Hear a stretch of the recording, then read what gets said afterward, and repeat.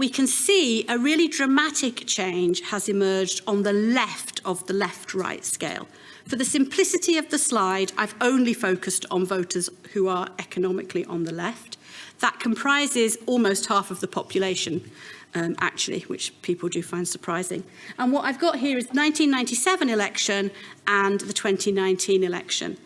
I've taken 1997 as the comparator, but we could easily take 1992 and show very similar things. You actually would show quite similar things in 2001 as well. It begins to change between 2005 and 2010 and continues across. If you look at that 1997 data and the big red bars there, that's the proportion of those on the left in each of these other values groups defined by social values who voted Labour.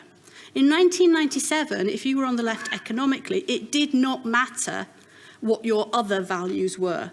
There was a majority, a large majority, that voted Labour. You can see those red bars are almost flat.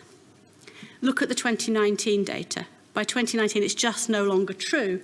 And in fact, amongst those on the left who held what I've labelled here authoritarian, on a kind of liberal authoritarian dimension.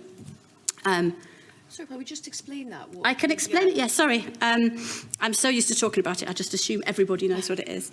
So that's a dimension that looks at people's social attitudes. It's got questions like attitudes to the death penalty, attitudes to whether or not children should be taught to obey authority, tolerance for different groups and so on, make up part of that scale. So there's a liberal end to it, an authoritarian end. And I know if there's any political psychologists in the audience, just don't shout at me. I know you don't want it to be called authoritarian. But by 2019, the Conservatives are winning more of that group. These are people who are all on the left economically, but the Conservatives are dominant in that group in 2019.